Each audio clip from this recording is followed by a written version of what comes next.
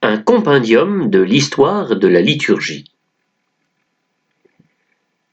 Évoquer la question de la liturgie des défunts, c'est embrasser presque l'intégralité de l'histoire de la liturgie. Jusqu'à la réforme liturgique du Concile Vatican II, la liturgie des funérailles fixée par le rituel romain des funérailles de 1614 par Paul V comporte en lui un ensemble complexe, disparate, auquel des états différents de la spiritualité chrétienne font référence. La source la plus ancienne est connue dans l'Ordo 49, qui remonte au 7e siècle, et présentant l'Ordo romain des funérailles. C'est dans cette source que l'on trouve la trace du répon sub venite. Ce même répon se conclut par une dernière oraison de la recommandation de l'âme à Dieu. La place de ce répon est caractéristique de l'évolution future de la prière chrétienne. En effet, selon l'Ordo 49, ce répon fait partie des prières de recommandation de l'âme, autrement dit commendatio animae, mais pour les défunts. Il est à chanter après que le mourant ait remis son âme à Dieu. Or, il est à constater qu'à partir de la réforme carolingienne, les livres liturgiques romano-francs feront apparaître des prières devant être dites avant la mort. Ces prières prendront le même nom de commendatio animae, et les prières devant être dites après la mort porteront le nom d'oraison post obitum hominis. Ce glissement sémantique aura des conséquences. Ainsi, cette évolution progressive des livres liturgiques fera que le rituel romain de 1614, en particulier le chapitre 5, 6, 7 et 8, présentera une compilation de prières ne tenant plus tout à fait compte de cette distinction entre la commendatio animae et les oraisons post obitum hominis. D'où le répon sub venite était à chanter ou à réciter, non plus pour un défunt, comme pour l'usage antique romain, mais pour un mourant au moment ultime. Aimé Georges Martimor a bien souligné cet aspect dans un commentaire du rituel romain de 1614, en particulier des prières de l'Ordo Commendationis Animae. Ce même répon est mentionné également dans la liturgie des funérailles, au moment où le cercueil est apporté à l'église. C'est la première prière faite à l'église, après laquelle on prévoit la célébration eucharistique, pratique connue à partir du IVe siècle. Nous verrons après l'analyse de ce répon la place qu'il occupe aujourd'hui dans le rituel des funérailles promulgué par le pape Paul VI le 15 août 1969.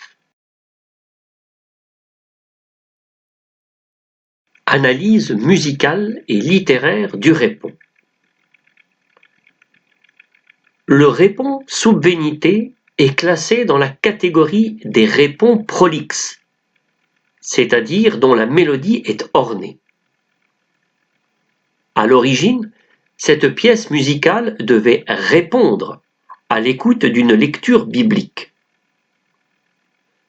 Le répon est une forme musicale particulière issue de la psalmodie antiphonée. Il s'agit d'un refrain en deux parties, A et B, que l'on entend dans sa totalité, puisque vient des versets qui sont entrecoupés de la partie B du refrain. Une doxologie termine la succession des versets et tout à la fin, on reprend le refrain dans sa totalité. Les versets sont habituellement des versets bibliques extraits des psaumes, mais peuvent être des compositions littéraires. Il s'agit d'une forme évoluée de l'antique responsa que l'on voit très nettement apparaître chez saint Ambroise de Milan. Le sub venite, tel qu'il se présente à nous aujourd'hui, expose la forme du répon évoqué plus haut, mais avec une forme incomplète. Déjà parce que suivant les versions, il n'y a que un ou deux versets, puis n'ayant pas de doxologie finale, on ne reprend pas la totalité du refrain à la fin, mais uniquement la partie B. Il est également incomplet, car un répon doit précisément répondre à la lecture d'un texte biblique. Or, après la mort, comme dans le rite au seuil de l'Église, il n'y a pas de lecture. Nous avons paradoxalement un répon qui ne répond à rien. Voici le texte latin dans sa forme actuelle. Pour le refrain, partie A, sub venite sancti Dei, occurrite angeli domini. Partie B1, succipientes animam eius. Partie B2, offerentes eam in conspectu altissimi. Premier verset, succipiate Christus, qui vocavite, et in sinum abrae angeli deducante. Puis, reprise de la partie B1 et B2 du refrain. Verset facultatif, Requiem aeternam dona ei, Domine, et lux perpetua luceat ei. Et reprise uniquement de la partie B2 du refrain. Voici donc une libre traduction de ce répon. Refrain. Partie A. Venez à lui, Saint de Dieu. Accourez, ange du Seigneur. Partie B1. Recevez son âme. Partie B2. Offrez-la à la vue du Très-Haut. Premier verset. Que le Christ te reçoive, lui qui t'a appelé, et que dans le sein d'Abraham, les anges te conduisent. Puis reprise de la partie B1 et B2 du refrain. Verset facultatif. Donne-lui, Seigneur, le repos éternel, et que la lumière perpétuelle l'illumine. Et on termine par uniquement la partie B2 du refrain.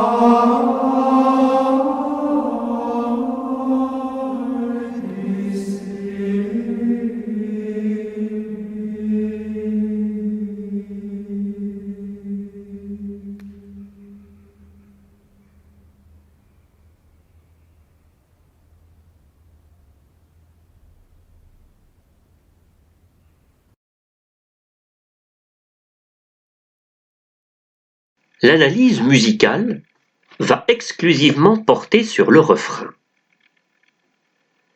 Le déploiement musical de la partie A respecte les deux énoncés. Une phrase musicale pour Subvenite Sancti Dei, A1, et une autre pour Occurrite Angeli Domini, A2. Il y a manifestement une complexité d'écriture, rendant difficile son classement suivant les catégories modernes d'analyse de la musique modale. L'édition de l'abbaye de Solesmes classe ce répond dans le 4e mode, c'est-à-dire mi-plagal. Or, nous dépassons largement le cadre de ce dernier. Nous prendrons comme base d'analyse la mise en exergue des cordes récitatives autour desquelles s'organise le discours musical. On appelle corde récitative une note récurrente autour de laquelle gravite l'évolution d'une mélodie. Ainsi, la phrase musicale pour Subvenite Sancti Dei tourne autour de deux cordes récitatives, la note Ré et la note Fa. Cette dernière pourrait porter le nom moderne de dominante. Par contre, la phrase musicale pour Occurrite Angeli Domini est écrite sur deux autres cordes récitatives, la note Mi et la note dominante La. Il y a un effet d'écho musical sur les mots Occurrite et Angeli, où la voix s'élève vers la note la plus aiguë, c'est-à-dire le si bémol. Quant à la musique de la partie B, elle est encore plus complexe. Il y a une phrase musicale pour Succipientes animam eius, P1, une phrase musicale pour Offerentes eam et une phrase pour In conspectu altissimi, donc deux phrases musicales pour B2. La phrase musicale pour Succipientes anima eius est curieuse, parce qu'elle est un entre-deux. Elle est écrite entre deux cordes récitatives, la note Mi et la note Fa. ce qui est difficilement analysable. Elle est en contraste direct avec l'élévation et l'ascension vers l'aigu de la section A2. La phrase musicale pour offerentes eam est la plus surprenante, car nous avons la mélodie la plus grave de la pièce. Elle descend jusqu'au si bémol, ce qui est le cas le plus exceptionnel dans l'histoire de la musique. Elle est construite autour d'une autre corde récitative, la note Do, ce qui est aussi difficilement analysable. Par conséquent, cette expression est mise en valeur par l'effet de surprise de l'écriture. Note la plus grave et corde récitative en contraste avec les précédentes. Musicalement, l'expression offerentes eam, offrez-la, est incontournable et à mon sens demeure la plus importante par la manière singulière dont elle sort du cadre musical. Par contre, la phrase musicale pour in conspectu altissimi retrouve les éléments précédents. Elle est construite autour de la corde récitative Fa. Puis la musique sous le mot altissimi n'est autre que la même formule empruntée à occurrite et surtout angeli de la section A2. Donc, une phrase musicale ascensionnelle qui correspond au sens du texte, puisqu'il faut offrir l'âme en présence du Très-Haut. Elle se termine sous les syllabes tissimi, de la même manière que pour le mot domini de la section A2. La phrase musicale de la section B2 est résolument écrite dans le même esprit musical de la partie A. Le parcours musical du refrain nous conduit alors à ces suppositions. La partie A semble manifester cette invocation, cette élévation de la voix pour appeler les anges à venir. C'est vraiment un appel vers le ciel. Ensuite, il y a un entre-deux, grâce à la partie B. La section B1 met en évidence l'expression « recevez son âme ». Avec la section B2, le plus grave de la musique met davantage en exergue l'expression « offrez-la ». La réception et l'offrande de l'âme semblent s'opérer sur la terre, comme si l'appel des anges avait été entendu. Puis la dernière section B2, une fois l'âme reçue, les anges l'offrent au Très-Haut en l'emportant avec eux dans une ascension musicale qui est composée dans le même style que l'appel de la partie A. Le parcours musical atteste un appel pour que les anges descendent, qu'ils reçoivent l'âme du défunt et qu'ils l'offrent à Dieu en la remontant avec elle. Il y a une dimension résolument eucharistique, où la musique révèle déjà un admirable échange à ce moment singulier de l'histoire de chacun. Pour mettre en valeur les expressions « recevez son âme » et surtout « offrez-la », nous allons essayer d'analyser cette distinction entre le verbe « recevoir » et « offrir ».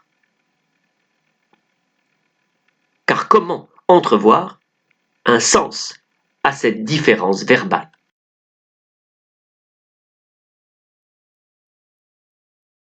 Analyse comparative avec le rite d'offertoire de la messe. L'analyse précédente aura permis de nous rendre compte que le répons sub venite, dans sa forme littéraire et musicale incomplète, met en exergue la partie B de son refrain. Par l'organisation des reprises musicales, le fait d'entendre 3 fois cette partie du refrain, nous comprenons alors qu'est mise en lumière l'attitude des anges. Il s'agit d'une posture sacerdotale. Les anges empruntent les gestes d'un prêtre, c'est-à-dire celui qui reçoit du peuple l'offrande pour l'offrir à Dieu. C'est la dépouille du défunt qui devient cette offrande. Les anges ont ici un rôle de médiation de type sacerdotal et par conséquent, la liturgie pour les défunts est comprise comme une liturgie sacerdotale. Notons qu'au moment de la réforme carolingienne, où les prières pour les défunts vont connaître l'évolution significative que nous avons mise en lumière précédemment, les rites d'offertoire de la messe vont eux-mêmes connaître une évolution avec l'ajout d'oraisons tardives. C'est donc à partir de la réforme carolingienne que je souhaite comparer le répons subvenite avec les nouvelles prières du rite d'offertoire qui donnent un sens particulier au verbe recevoir et offrir. Et ainsi tenter de montrer que d'un simple répons de recommandation de l'âme à Dieu, nous passons petit à petit à une réelle offrande du défunt, quasi sacerdotale. L'offertoire antique comporte 3 parties. La présentation des offrandes, un chant de procession, une prière sur les offrandes. Avec la réforme carolingienne, on voit petit à petit apparaître une prière pour le pain, dont la première trace remonte au Liber Precationum de Charles le Chauve. Cette prière privée passera dans les prières liturgiques pour le prêtre. Puis, une prière pour le vin apparaîtra au XIe siècle, écrite en symétrie avec la prière pour le pain. Ces 2 prières seront conservées au moment de la réforme tridentine et la promulgation du missel romain par saint Pie V en 1570. Dans ces 2 prières tardives, le verbe recevoir est omniprésent. On le trouve mentionné dans l'offrande du pain, dans l'offrande du vin, dans la prière à la Trinité que le prêtre adresse sur les offrandes et dans la conclusion de cette prière faite par l'Assemblée. Quant au verbe offrir, il se retrouve uniquement pour l'offrande du vin et dans la prière sur les offrandes. On voit bien qu'il y a une distinction terminologique entre le pain et le vin. On demande à Dieu qu'il reçoive le pain. Par contre, on lui offre le vin. Cette distinction de compréhension entre recevoir et offrir est un écho de la terminologie du canon romain, dont la forme définitive est attestée au Ve siècle, où après la consécration, on perçoit la finalité et du pain et du vin. Le pain est nommé comme le pain sacré de la vie éternelle. Quant au vin, il est nommé le calice du salut éternel. L'un manifeste l'espérance de la résurrection, l'autre l'espérance de la rédemption. Bien que ces prières tardives concernant le pain et le vin peuvent parfois donner lieu à des erreurs de compréhension théologique sur la notion de sacrifice, il n'empêche qu'elles peuvent être considérées comme un déploiement narratif des termes pour désigner les espèces eucharistiques du canon romain qui leur sont antérieures. Il est donc pertinent de remarquer que la narration de la partie B du refrain du Subvenite est en harmonie avec la progression terminologique du rite d'offertoire et prend un relief particulier lorsqu'il est chanté au cours de la messe des funérailles. Car si la prière du Subvenite demande à ce que les anges puissent recevoir l'âme du défunt, c'est pour que se manifeste la même espérance que pour le pain eucharistique, c'est-à-dire celle de la résurrection. Si la prière du Subvenite demande ensuite à ce que les anges aillent offrir l'âme du défunt à Dieu, c'est pour que se manifeste la même espérance que pour le vin eucharistique, c'est-à-dire l'espérance de la rédemption. C'est à la lumière de la foi eucharistique que la narration du Subvenite permet à la communauté chrétienne de chanter la foi de l'Église. Le répons, placé au début de la messe des funérailles, va devenir un acte d'offrande de la communauté qui manifeste son sacerdoce baptismal. Il traduit en actes et en chants tout ce que contient l'enseignement de saint Paul aux Éphésiens sur la mystique christique de l'offrande de soi, même dans le moment le plus ultime de l'existence. Ce répond traduit également toute la spiritualité et le lien intrinsèque entre l'Eucharistie et la liturgie pour les défunts, ce qui est traditionnellement le propre de l'Église antique de Rome. Puisque les prières tardives du rite d'offertoire, apparues dans l'élan de la réforme carolingienne, sont un déploiement des expressions terminologiques du canon romain concernant le pain et le vin, tentons maintenant une analyse comparative entre le texte du Réponse sub venite et certaines parties du canon romain.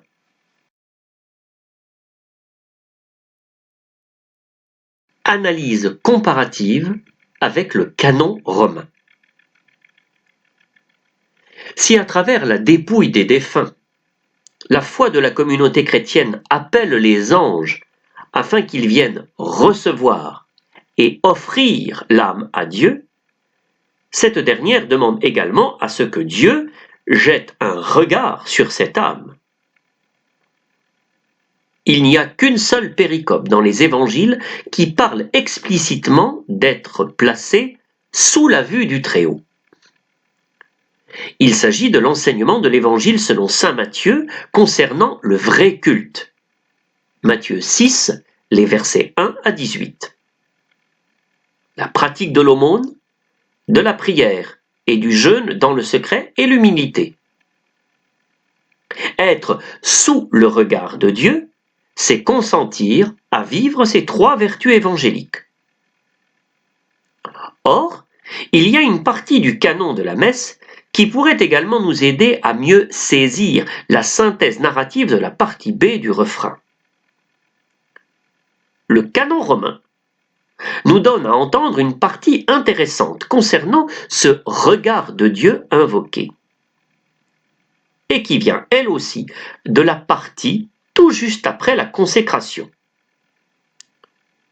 Je cite le canon romain.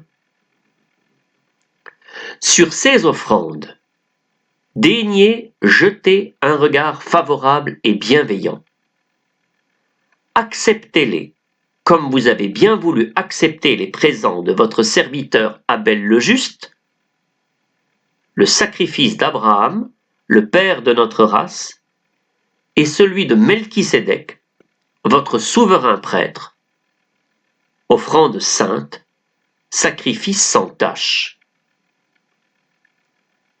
Nous vous en supplions, Dieu Tout-Puissant, faites porter ces offrandes par les mains de votre saint ange, là-haut, sur votre autel, en présence de votre divine majesté. Et quand nous recevrons, en communion ici à l'autel, le corps et le sang infiniment saints de votre Fils, puissions-nous tous être comblés des grâces et des bénédictions du ciel, par le Christ notre Seigneur. Amen. À travers ces deux paragraphes, nous avons d'une part toute une synthèse biblique assez impressionnante pour comprendre le sens de l'offrande et du sacrifice. Mais en même temps, nous avons la trame narrative pour justifier le lien avec la demande du Réponse sub venite contenue dans la partie B du refrain. Si dans le mémorial du sacrifice eucharistique, le regard de Dieu est incontournable, alors le Réponse du sub venite demandant explicitement le regard du Très-Haut, place la prière pour les défunts dans cette perspective de l'offrande, du sacrifice en lien avec l'unique sacrifice du Christ. La prière du Réponse sub venite manifeste et présuppose que nous sommes en train de lui offrir, de lui donner le défunt. Nous sommes sûrs alors que le chant du Réponse sub venite juste après la mort du défunt est une prière d'offrande à connotation eucharistique.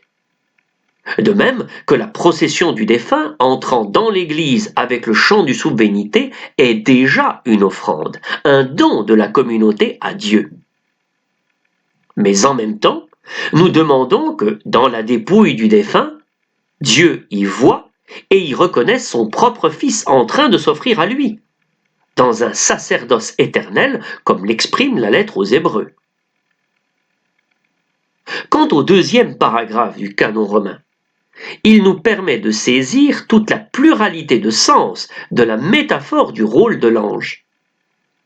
En effet, le canon nous décrit cette ascension. Si nous suivons la progression narrative, une offrande terrestre, pain et vin, est déposée sur l'autel terrestre. Un ange vient prendre cette offrande terrestre pour la faire monter auprès de Dieu sur son autel céleste, pour que ce dernier la reçoive, la rendant ainsi participante de la liturgie du ciel. Et en échange, un don du ciel nous parvient, descendant sur l'autel terrestre. C'est ce don posé sur l'autel terrestre que nous recevons, le corps et le sang du Christ ressuscité. La narration, tout aussi surprenante qu'elle soit, respecte toutes les caractéristiques bibliques de l'ange, à savoir celui qui est l'envoyé de Dieu et celui qui monte et qui descend, joignant dans ce va-et-vient le ciel et la terre. Ici, l'ange est celui qui va d'abord descendre comme un envoyé de Dieu pour chercher les offrandes déposées par le peuple sur l'autel terrestre et les amener, les monter au ciel. Cette description correspond aux différents récits de la Genèse avec le sacrifice d'Abel, d'Abraham et bien sûr Melchisédek qui ont été nommés dans le paragraphe précédent. Le mystère eucharistique ainsi décrit est compris comme accomplissement des figures de l'Ancien Testament.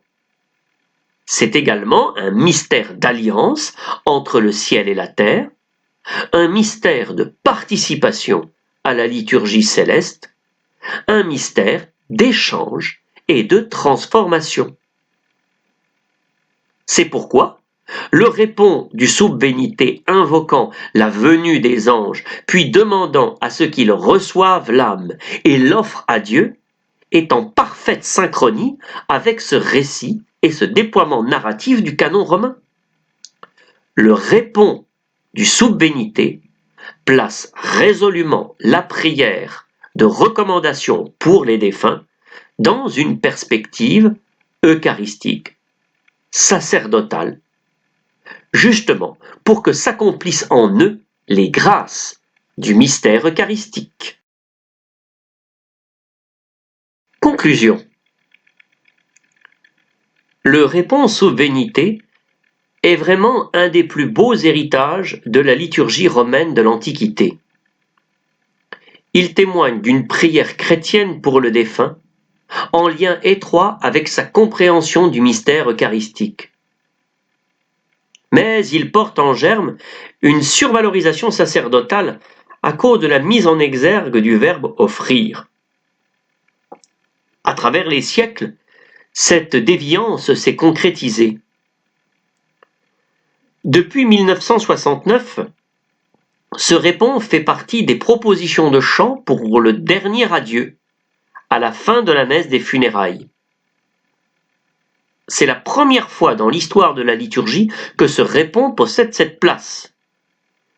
Il conserve ainsi son lien étroit avec l'Eucharistie, mais étant placé à la fin de la messe, on corrige son accentuation sacerdotale pour retrouver l'idée originelle d'une prière de recommandation au moment où l'on va se séparer du corps du défunt.